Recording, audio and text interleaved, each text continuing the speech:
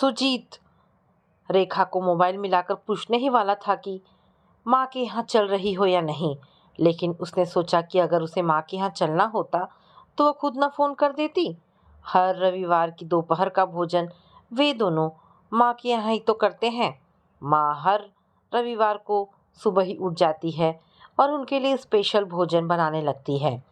जब भी वह रेखा के साथ जाता है, खाने की टेबल तरह तरह के पकवानों से सजी रहती है और माँ उसे ठूस ठूस कर खिलाती है। अगर वह इत्तेफाक से जा नहीं पाता है तो उस दिन वे टिफ़िन कैरियर में सारा खाना भरकर उसके यहाँ चली आती हैं और उसे खिलाने के बाद ही खुद खाती हैं। आज भी माँ उसके लिए भोजन बनाने लग गई होंगी। उसने माँ को फ़ोन किया। उधर से पिताजी बोल रहे थे, हेलो, कौन? सुजीत? हाँ, मैं आज। इससे पहले कि वह अपनी बात पूरी करता, उधर से माँ की आवाज़ सुनाई दी। आज तुम आ रहे हो ना? हाँ माँ। मैं तो घबरा गई थी कि कहीं तुम आने से मना ना कर दो। लेकिन माँ, रेखा अभी मायके से नहीं लौटी। नहीं लौटी तो तुम आ जाना। आ रहे हो ना? हाँ माँ, कहकर उसने फ़ोन रख दिया। तब तक गैस पर चाय उबल कर बाहर आई और गैस बुझ गई। हड़बड़ाकर उसने गैस बंद कर दी और चाय छानकर एक कप में उड़ेलने लगा। कप लबालब भर गया। अरे, यह तो 2 लोगों की चाय बना बैठा, अब उसे अकेले ही पीनी पड़ेगी। वह बैठकर चाय पीने लगा। सब्जी ले लो, सब्जी। गली में आवाज़ गूंजी। न्यूज़पेपर उठाकर वह सुर्खियाँ पढ़ने लगा। अचानक दरवाजे की घंटी बज उठी। वह उठा और उसने दरवाज़ा खोल दिया। सामने सब्जी वाली खड़ी थी। उसने पूछा, बीबी जी नहीं हैं? अभी नहीं आई। कब आ रही हैं? पता नहीं। मुझसे तो कहा था कि 2-4 दिनों में आ जाऊंगी, लेकिन आज पूरे 18 दिन हो गए।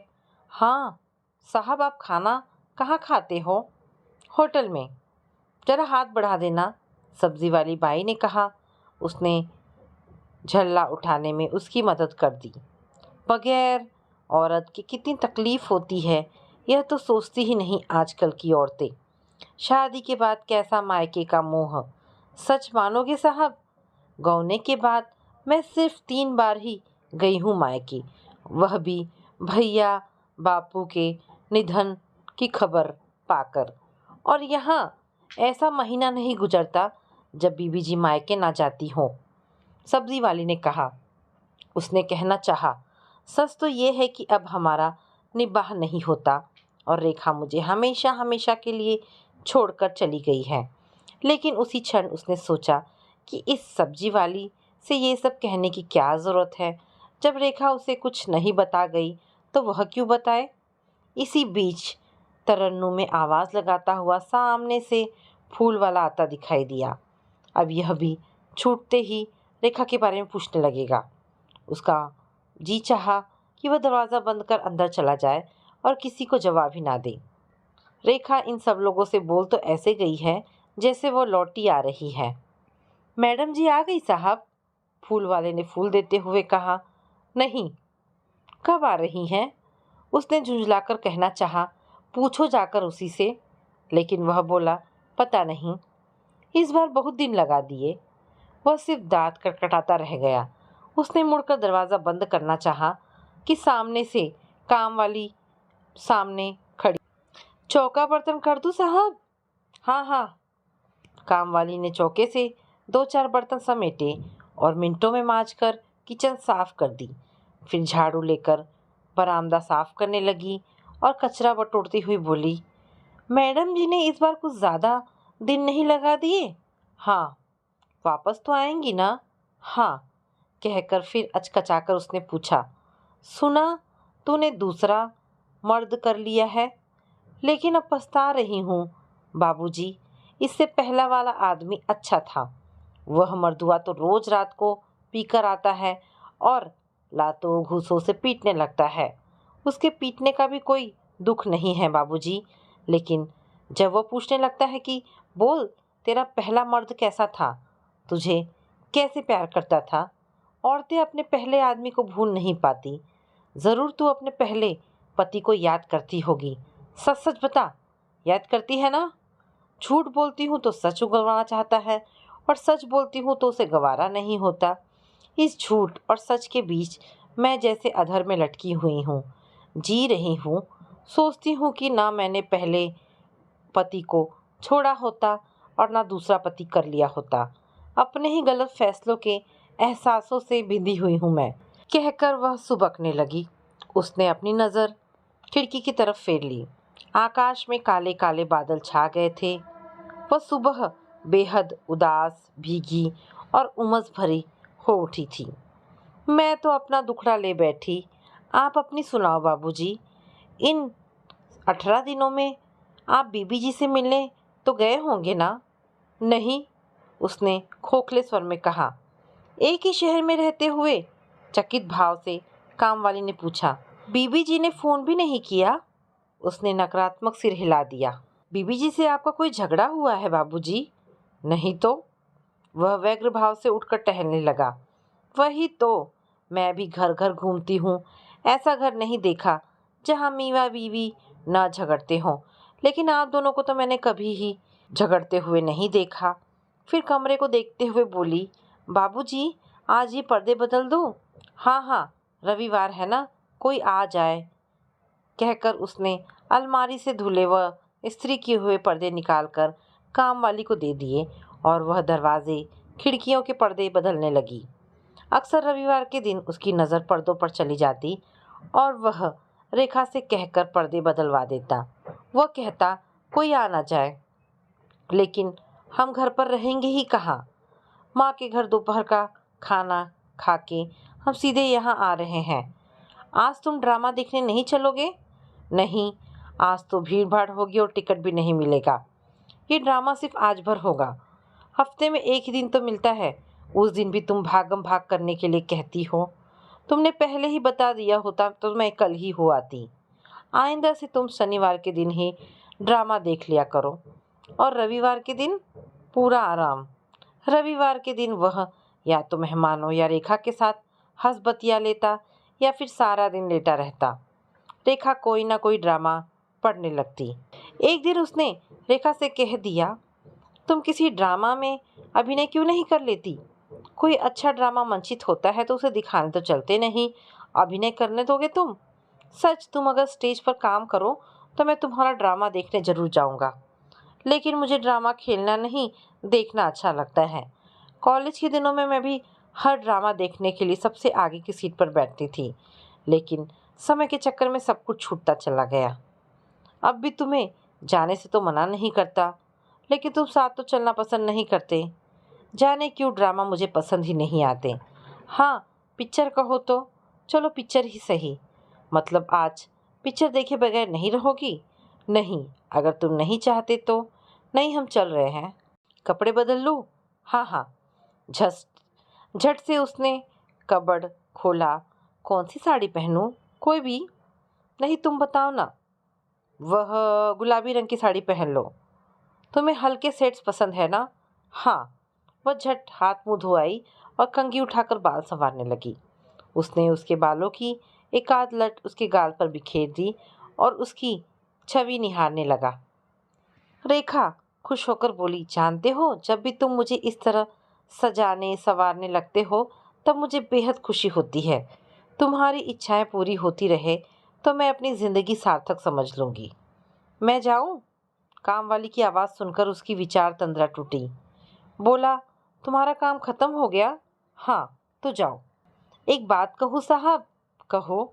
जब तक मैडम जी नहीं लौटती तब तक आप अपनी माँ के पास क्यों नहीं चले जाते? यहाँ तो आपको खाने पीने की भी परेशानी होती होगी। माँ के पास? अरे हाँ, माँ के पास रसोई के वक्त चले जाओ तो माँ नाराज़ होती हैं। हफ्ते में एक दिन तो आते हो और तब भी 2-4 घड़ी चैन से बैठकर बातचीत भी नहीं करते। कभी कभी रेखा खाने के तुरंत बाद पिक्चर के लिए निकल आती तो माँ खींच उठती। वह झट नहाकर और फिर कपड़े बदलकर घर से निकलना ही चाहता था कि फिर आवाज़ आई, बीबी जी कपड़े। उसने दरवाज़ा खोला। सामने एक औरत एक छोकरे के साथ खड़ी थी, जिसके सिर पर एक टोकरा रखा था। उसमें स्टील के बर्तन आदि और कपड़ों की एक गठरी रखी थी। वह बोली, बीबी जी नहीं है? नहीं, कहा था कुछ एक पुराने कपड़े निकाल कर रखूंगी। वह तो नहीं है, कहीं गई हैं? हाँ, कब आएंगी? उसने चीख कर कहना चाहा, अब वह यहाँ नहीं आएगी, यहाँ सिर्फ वह रहता है। वह कोई रेखा नहीं रहती, लेकिन वह बोला नहीं, चुप रहा। पुराने कपड़े वाली अपने छोकरे के साथ चली गई। उसने सोचा अब और वह घर पर बैठा रहा तो कोई ना कोई रेखा को पूछता हुआ चला आएगा और उसके अचानक चले जाने का एहसास दिलाता रहेगा। कितना बड़ा झूठ छोड़ गई है रेखा अपने पीछे। यहाँ न लौटने का निश्चय करके भी वह इन सब लोगों को अपने लौटने का यकीन दिला गई है। यहाँ ना होते हुए भी यहाँ होने का एक एहसास छोड़ गई है। जब वह माँ के यहाँ पहुँचा तब बूंदाबांदी होने लगी थी और बरामदे में बैठी माँ तेज तर्रार आवाज़ में पिताजी को जली कटी सुना रही थी। अब बस भी करो माँ, सुनीता माँ को समझा रही थी। नहीं, मैंने बहुत झेला है, अब और नहीं झेल सकती, कहकर माँ अपना पुराना राग अलापने लगी जो वे कई बार सुना चुकी हैं। पिताजी अब तक चुप थे, लेकिन अब भड़क उठे और किसी गरजते बरसते बादल की तरह माँ के इर्द गिर्द मंडराते हुए ऊंच नीच सुनाने लगे। पिताजी, आज भैया के सामने तो चुप रहिए। सुनीता गिड़गिड़ाई, अरे तेरे भैया पराया थोड़े ही है, तू उसे डबल रोटी का उपमा खिला दे, आज मुझे इनसे निपट लेने दे। वह सुनीता के साथ दूसरे कमरे में चला गया। माँ और पिताजी दोनों एक दूसरे से ऐसे झगड़ने लगते हैं जैसे अब वे एक दूसरे के साथ नहीं रह पाएंगे, लेकिन थोड़ी देर बाद वे फिर हंसने बतियाने लगते हैं। अपने माँ पिताजी की यह धूप छाई रंग उसकी समझ में नहीं आता। बात क्या हुई थी? माँ को एक लड़का पसंद आ गया और वे मेरे हाथ पीले करना चाहती हैं, लेकिन पिताजी चाहते हैं कि मैं कम से कम डिग्री तो ले लूँ। लेकिन माँ को डर है कि कहीं मैं भी तुम्हारी तरह प्रेम विवाह ना कर लूँ। कहते कहते सुनीता का चेहरा तमतमा आया।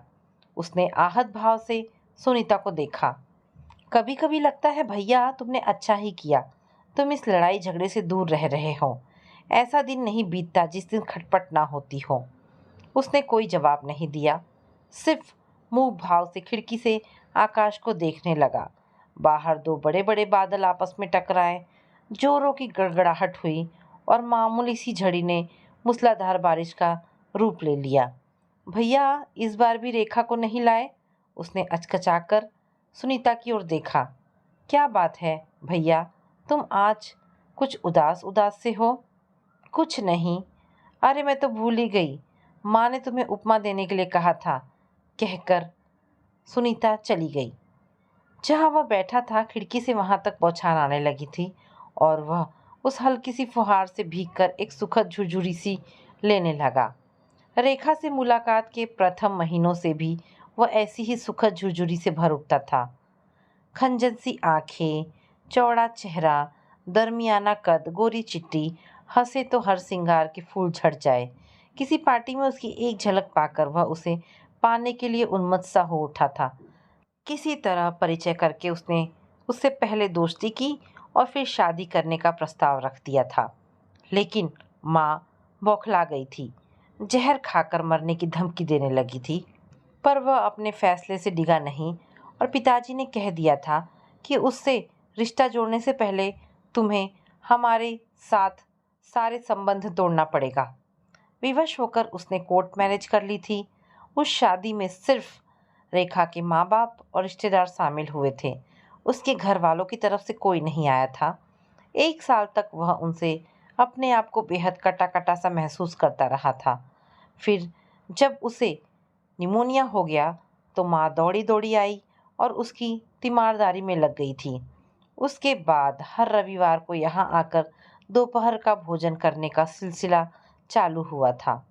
ये लो उपमा, माँ ने तुम्हारे लिए ही बनाया है, सुनीता ने उसे एक प्लेट देते हुए कहा। उपमा खाते खाते उसने पूछा, स्नेहा कहाँ गई है? ट्यूशन पढ़ने। और आरव? क्रिकेट मैच खेलने। मैंने तो बहुत कहा कि बारिश के आसार हैं मत जाओ, मगर वह माना ही नहीं। वह धीरे धीरे उपमा खाने लगा, लेकिन लग रहा था जैसे वह दूर कहीं खोया हुआ है। तुम खुश तो हो ना भैया? क्यों, क्या बात है? नहीं, यूं ही पूछा। उसने अर्थ भरी नजरों से देखकर पूछा।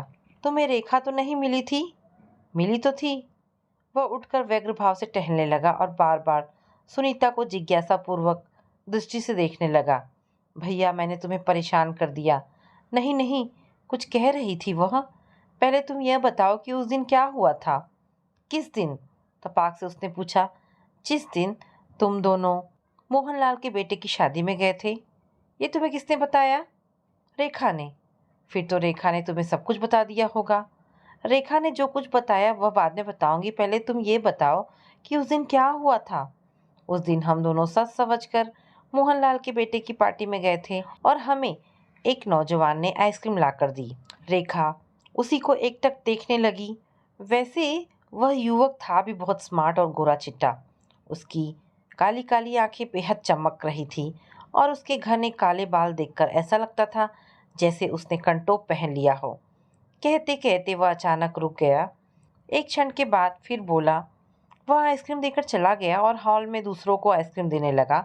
लेकिन मैंने गौर किया कि रेखा की नज़रें बार बार उसी को ढूंढ रही है। जब वह दोबारा हमारे पास आइसक्रीम लेकर आया तो हमने उसे मना कर दिया, लेकिन रेखा उससे एक और मांग बैठी और वह लेने चला गया। मैंने रेखा से पूछ लिया, तुम इसे जानती हो? वो जैसे घबरा गई। नहीं, नहीं तो। मैंने सोचा वाकई शायद नहीं जानती होगी और मैं अपने दोस्त के साथ बातचीत करने लगा। वह भी अपनी सहेली के साथ गप्पे मारने लगी। इतने में वही नौजवान आइसक्रीम ले आया और रेखा की सहेली उसे देखकर जैसे चहक उठी। अरे, ये तो तेरा उमंग है। नौजवान शायद परेशान हुआ। आप कुछ लेंगी? उसने रेखा की सहेली से पूछा। मेरे लिए भी एक आइसक्रीम ला दीजिए। वह युवक चला गया। रेखा, तू तो कहती थी कि यह उमंग कहाँ से आ गया? मैंने उनकी बातचीत के यही टुकड़े सुने। मेरे अंदर दरक दरक सा उठा। मैं सोचने लगा, ना जाने आज तक रेखा कितने झूठ बोलती रही है मुझसे। मुझे कुछ भरा भरा कर बहता हुआ सा महसूस हुआ। फिर भी मैंने उससे कुछ नहीं कहा। सोचा घर चलकर उसे पूछूंगा कि यह उमंग कौन है, कब से जानती है वह उसे। लेकिन घर पहुंचते ही मेरा विचार बदल गया और मैंने सोचा कि देखिए कब तक वह इस झूठ पर पर्दा डाले रखती है। मेरे मन में एक ज्वालामुखी सा धधक रहा था और मैं उसके फटने की आशंका से चुप रहा। अंदर ही अंदर घुटता रहा, लेकिन मैंने कुछ नहीं कहा। 2 दिन संवादहीन स्थिति को जीते हुए बीत गए और ऐसा लगा जैसे हम दोनों के बीच शीशे की दीवार बन गई है। आखिर तीसरे दिन रेखा ने वह शीशे की दीवार तोड़ दी और मुझे ऐसा लगा कि जैसे शीशे के अनगिनत टुकड़े मेरे सारे शरीर में चुभ गए हैं। रेखा ने मुझसे कहा, तुम अंदर ही अंदर क्यों घुट रहे हो, ये मैं जानती हूँ। चाहा था जिस बात पर पर्दा पड़ता आया है वह तुम्हें बताऊं ही नहीं, लेकिन अब बगैर बताए रह नहीं सकती। एक छोटे झूठ की वजह से हमारे बीच जो यह दरार सी पड़ गई है वो शायद मेरे सच बताने से पड़ जाए। वैसे उम्मीद कम है, लेकिन फिर भी मैं आज सारी सच्चाई बता देती हूँ। जिसने मुझे आइसक्रीम दी वह उमंग नहीं, उसका भाई है। वह युवक भी हूबहू उमंग जैसा लगता है, वैसा ही स्मार्ट, गोरा चिट्टा, चमकती आंखें और कंटोप जैसे घने काले बाल।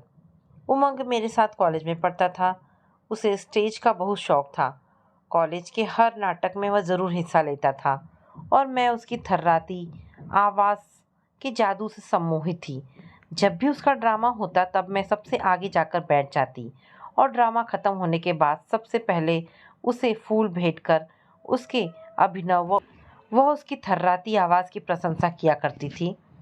मुझे कुछ चुप सा गया। मैंने तड़प कर कहा, ऐसा ही था तो उससे तुमने शादी क्यों नहीं कर ली? उसने बेलाग शब्दों में कहा, शायद कर भी लेती अगर डिग्री लेने जाते वक्त मोटरसाइकिल दुर्घटना में उसकी मौत ना हुई होती। उमंग जिंदा नहीं है। नहीं, यह बात तुमने मुझे पहले क्यों नहीं बताई? उसने कोई जवाब नहीं दिया। वह होठ भींचकर दबे स्वर में सुबकने लगी। उसके पास जाकर ना तो मैंने उसकी पीठ सहलाकर उसके आंसू ही पोंछे और ना सांत्वना के 2 शब्द ही कहे। वह बैठी सुबकती रही और मैं बैठा सोचता रहा। पिछले 7 सालों से यह औरत अपने पहले प्रेमी की थर्राती आवाज़ से सम्मोहित होकर उसकी स्मृतियाँ संजोए मेरे साथ जीने का नाटक करती रही। यह मक्कार है, ये झूठी है और अब इस झूठ के साथ और मैं नहीं रह सकता। फिर? सुनीता ने पूछा। अगले दिन शनिवार था और हर शनिवार को वो मायके जाती थी। उसने सवेरे ही पूछा, आज मैं मायके जाऊं? हाँ हाँ, मैंने कहा। गाजियाबाद से 2 दिनों के लिए आज मेरी बहन आ रही है। मैं 2 दिन मायके रह आऊं, जैसा तुम चाहो। और उसके बाद ना वह आई और ना तुमने उसे बुलाया? सुनीता ने पूछा। उसने जवाब नहीं दिया। पर्दा सरसराया। किसी की परछाई सी देखकर वह पूछ बैठा, अंदर कोई है क्या? कोई नहीं, हवा से पर्दा हिल गया होगा। उसने समझा शायद भ्रम हुआ होगा। रेखा ने तुम्हें क्या बताया? ये माला कौन है? माला? उसने हचकचाकर पूछा और चकित भाव से सुनीता की ओर देखा। तुम्हें किसने बताया? रेखा ने। फिर क्यों पूछती हो? क्या ये सच है कि माला की आंखें खंजन जैसी और चेहरा चौड़ा है और वह गोरी चिट्टी है और उसका कद दरमियाना है और वह जब हंसती थी तो हर श्रृंगार के फूल झड़ते थे? हाँ। और वह तुम्हारे साथ कॉलेज में पढ़ती थी और तुम उससे बेहद प्यार करते थे? हाँ हाँ, उसने खींचकर कहा। और वह अपने माँ बाप के साथ लंदन चली गई। यहाँ उनकी शॉप नहीं चल रही थी और उनकी आर्थिक स्थिति बेहद बिगड़ी हुई थी। वे लोग चुपचाप अपनी शॉप बेचकर लंदन चले जाना चाहते थे ताकि माला के पापा को यहाँ किसी के यहाँ ताबेदारी न करनी पड़े। और माला तुम्हें यह आश्वासन देकर चली गई कि वह तुम्हें लंदन बुला लेगी और उसने तुम्हें लंदन बुला लेने के बजाय वहीं किसी लड़के से ब्याह कर लिया और तुम बेहद टूट गए। तुम अपनी पढ़ाई भी पूरी नहीं कर सके और नौकरी कर ली। फिर एक पार्टी में अचानक रेखा की एक झलक पाकर तुम बेचैन हो उठे। उसका परिचय पाकर तुमने उससे मेल जोल बढ़ा लिया और उससे शादी करने के लिए तुम तैयार हो गए, महज इसलिए कि रेखा की शक्ल कुछ कुछ माला से मिलती है। खंजन जैसी आंखें। उसने सुनीता की बात बीच में ही काट दी और बोला, ये सब तुम्हें किसने बताया? रेखा ने। लेकिन मैंने तो उसे कभी कुछ नहीं बताया। उसे ये सब कैसे मालूम हुआ? ये कहने के साथ वह उठकर चहलकदमी करने लगा। एक दिन घर की सफाई करते वक्त उसे तुम्हारे सारे खतों, किताबत, फोटो, डायरियाँ आदि मिल गई थी। फिर भी उसने मुझसे कुछ नहीं पूछा। लेकिन सुनीता अपने ही रो में कहती गई, क्या ये सच नहीं कि तुमने रेखा को रेखा के रूप में नहीं, माला के रूप में स्वीकारा था? उसे माला के सांचे में ढालते रहे, माला की तरह हल्के शेड्स के कपड़ों में सजने संवरने के लिए उसे बाध्य करते रहे। पहले तो वह सोचती रही कि वह तुम्हारी अपेक्षाएं पूरी कर रही है और उसका जीवन सार्थक हो गया है, लेकिन तुम अतीत के एक कालखंड को फिर जीने के लिए ललायित थे। उसे ऐसा लग रहा था जैसे वह मर रही है और उसमें कोई दूसरा जी उठा है। वो बैठ गया और आंखें नीचे किए सिर्फ उंगलियां चटकाने लगा। उसने अंग्रेजी में एक कहानी पढ़ी थी जिसमें एक पति जो कलंदर था अपनी पत्नी को रिछ की खाल उड़ाकर उसका खेल दिखाकर अपनी जीविका जुटाता है। उसे भी ऐसा ही लगा जैसे वह किसी दूसरे की खाल ओढ़कर तुम्हारी पत्नी होने का नाटक कर रही है। सुनीता की बातें सुनकर वह अजीब सी झेप से भर उठा। वह उठकर खिड़की के पास चला गया। बारिश थम गई थी और बादल छट चुके थे। आसमान धुले कपड़े की तरह साफ चमक रहा था। इतने में कोई आवाज़ सुनकर वह मुड़ा। सुनीता वहीं बैठी थी। वह उल्टी कौन कर रहा है? शायद रेखा भाभी होंगी। क्या रेखा यहाँ आई हुई है? तुमने पहले क्यों नहीं बताया? वह बाथरूम की तरफ दौड़ा। बाथरूम के बाहर झुकी रेखा उल्टी कर रही थी और माँ उसकी पीठ सहला रही थी। इतने में हड़बड़ाए हुए पिताजी आए। अरे भाई, क्या हुआ इसे? बेटा, डॉक्टर को फ़ोन तो करो। माँ बोली, ना बेटा, फ़ोन मत करना। सुजीत के पापा, अब तुम दादा बनने वाले हो, मुंह मीठा करो। तो दोस्तों, ये कहानी यहाँ पर समाप्त होती है। आशा करती हूँ ये कहानी आपको पसंद आई होगी। अगर कहानी पसंद आई है तो प्लीज़ इसे लाइक एंड शेयर करें। दोस्तों, ऐसी ढेरों पारिवारिक और शिक्षाप्रद कहानी सुनने के लिए मेरे चैनल को प्लीज़ सब्सक्राइब करें। धन्यवाद दोस्तों।